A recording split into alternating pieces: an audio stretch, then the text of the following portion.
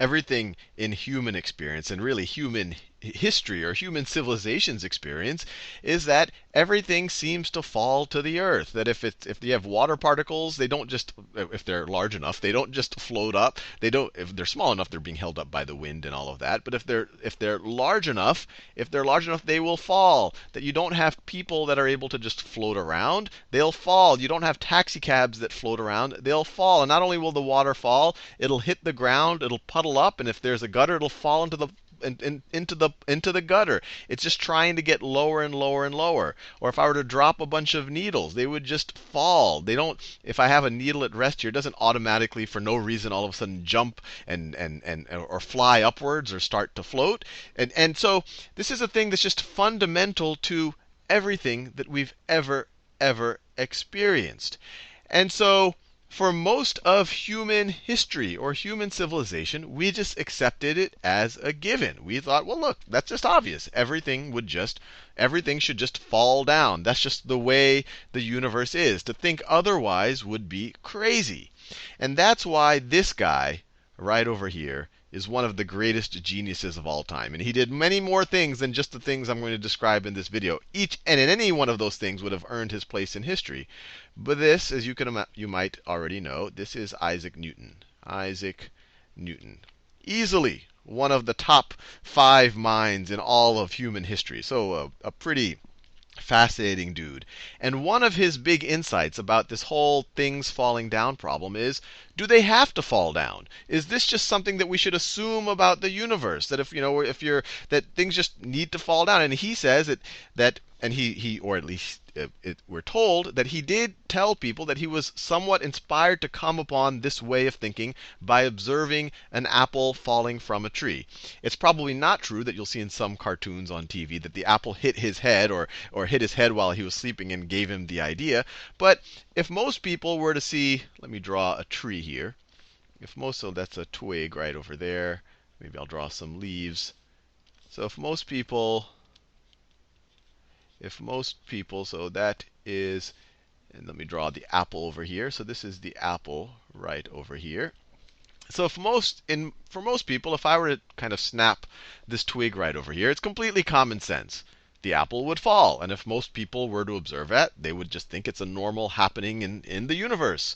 But for Isaac Newton, at least on that day when he observed that apple, he says, well, why did that apple fall? And this, to some degree, is a great example of out-of-box thinking. Because something that for thousands of years or tens of thousands of years human beings had taken for granted, just because that's the way it always was, he actually asked the question, why? Does it always have to be that way? And that question took him down an entire line of reasoning that set up the basis for all of classical mechanics, which for the most part we still use today. It's been tweaked a good bit by this gentleman in the last 100 years. But for most purposes, when we're engineering things or dealing with things on the surface of the planet and we're not going close to the speed of light, we can still use the mathematics that Isaac Newton came up with from this simple question. And not only was he able to kind of think that there's something that might be pulling, somehow acting on this apple, bringing it to the earth, but he actually formulated an entire, I guess, law around this thing. So as you can imagine, the thing that Isaac Newton believes brought the apple to the earth is gravity. And he formulated the universal law of gravitation, or the law of universal gravitation, either way. And in it, he theorizes that the force between two objects, and it's a vector quantity, it's always going to attract the two objects to each other. So the direction is towards each other. The force of gravity between two objects is going to be equal to this big G, which is really just a number. It's a number, and we'll see in a second that it's a very small number. Maybe I'll write it there. This is a small number. I'll give you that number in a second. It's equal to this constant, this universal gravitational constant, which is a super duper small number, times the mass of the first object times the mass of the second object divided by the distance between the two objects, the distance squared. So this is distance between between two between both of those two objects. So if you're talking about the force of gravity on Earth, this right over here, you'd pick one of the masses to be Earth. So this mass over here, if you were talking about on Earth, you'd pick one of them to be Earth. This is the object that's on Earth. Maybe it's me. And then this is the distance from between the center of masses of both of those objects. So between the center of me, and I won't go into the detail of that, I'll make a more detailed video on center of masses, and the center of the Earth. So it's roughly the distance from the surface of the Earth, or if I'm about 5'9", about half of that distance of, where I guess the distance from my belly button about to the center of the Earth is this number right over here. So right when you see this, before we even talk about me and an Earth, or needles and Earth, or taxi cabs and Earth and that force of gravity, something bizarre might be raising up in your brain. You might say, wait, the way gravity is defined by Isaac Newton, or this formula that we're given right here, it's saying that we have gravity between any two objects. And you're saying, look, I'm looking at a computer screen right now. So you're looking at a computer screen right now. And let me take my best attempt at drawing well, this is an old school computer, not a flat panel, but gets the job across. So you're looking at a computer screen right now. How come you aren't attracted to the computer screen? How come it doesn't fly into your face? And the answer there is that this number is really small. And there actually is some force of attraction between you and the computer. It's just that it's more than overcompensated for the friction between the computer and the desk, the friction between you and your seat, and which is frankly being caused by the force between you and the Earth, the force of gravitation between the computer and the Earth. That both of you and the computer are such small masses that you really can't notice it. It's really negligible, and it's being overpowered by other forces that are keeping the computer from even drifting into your face, or your face drifting into the computer.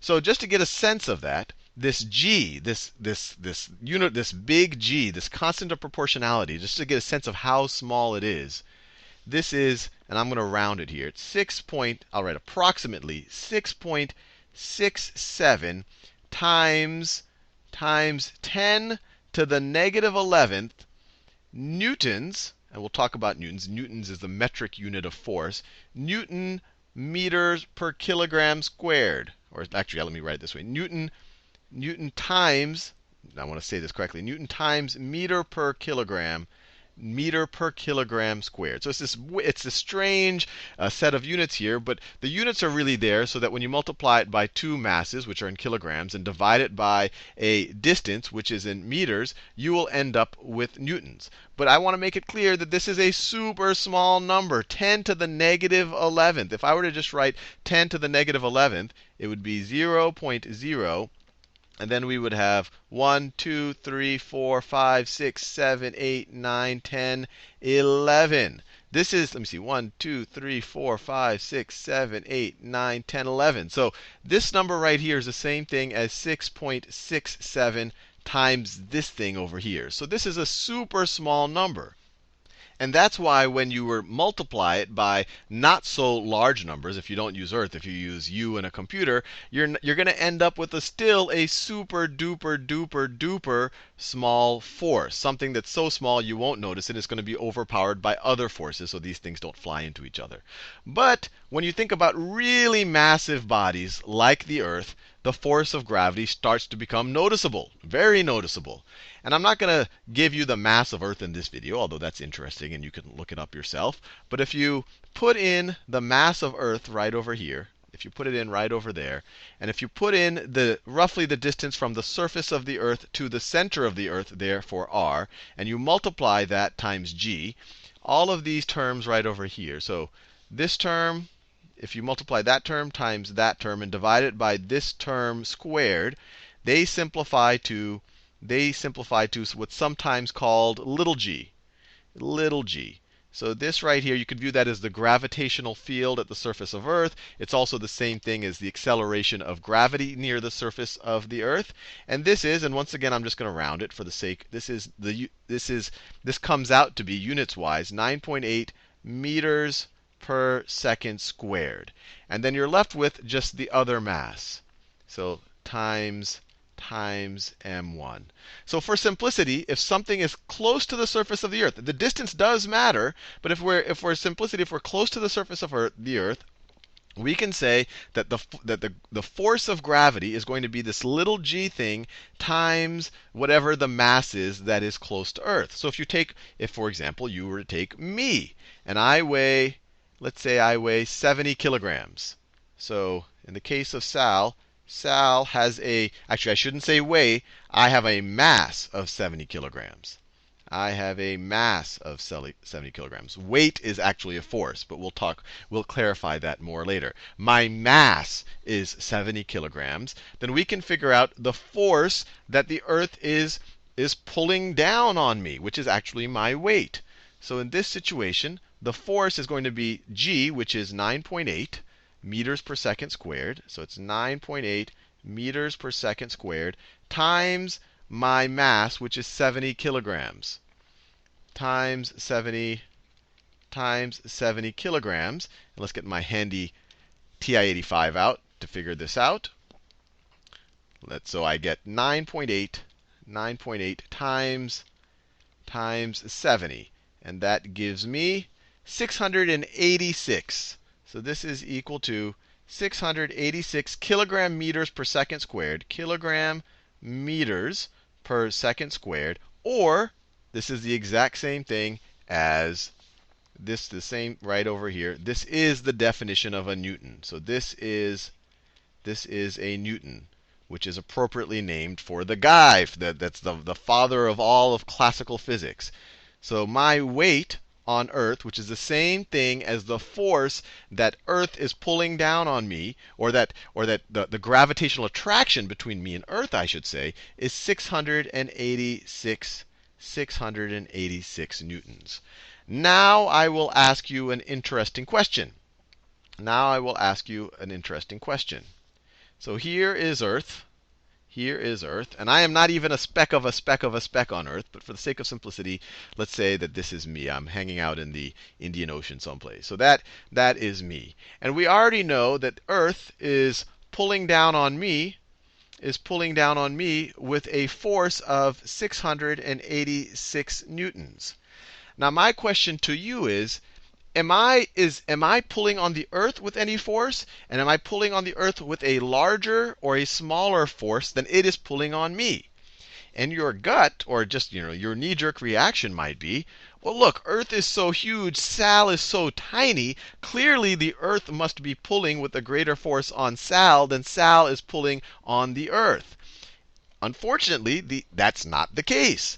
So the Earth is pulling on Sal at 680 with a force of 686 newtons, and Sal is also pulling on the Earth with a force of 686 newtons. So Sal is also pulling on the Earth. It makes me feel very powerful with a force of 686 newtons. But you might say, wait, that doesn't make sense, Sal. If I have a building over here, and if you were to let's say, jump from the building, the force of gravity is going to be acting on you, and you're going to start accelerating downwards. It doesn't seem like the Earth is accelerating up to you. Wouldn't we all notice that every time someone were to jump off a building if the Earth started accelerating in a major way? And the way to think about that is the force is the same. And we'll touch on this in more detail in other videos. But force is equal to mass times acceleration. So when we're talking about 686 newtons in terms of the force that the gravitational attraction between myself and Earth, and this is going to be equal to 68 kilograms, then it provides a pretty good acceleration on me. So in this case, if you solve for A over here, you're going to get the 9.8 meters per second squared. Now, if you do the same thing for Earth, I already told you that we're pulling on each other with the same force, 686 newtons. But now, if you want to figure out how much is the Earth accelerating from that force, you're going to get I won't even put it here, you're going to put a huge number in here. Huge number times the acceleration of Earth towards me. And since this is such a huge number, very, very, very large number, this is going to be an immeasurably small number. Super, super small number. And frankly, it's probably averaged out by the acceleration of Earth or the force of gravity between Earth and all the other people and things on the surface of the planet. So it all averages out in the end. But even if it didn't, even if I was the only thing that the Earth was interacting with, it would be negligible. You wouldn't even notice the acceleration of Earth towards me, but you would notice the acceleration of me towards Earth because because of because of our vastly different masses, even though we have the same, even though the force of attraction is the same.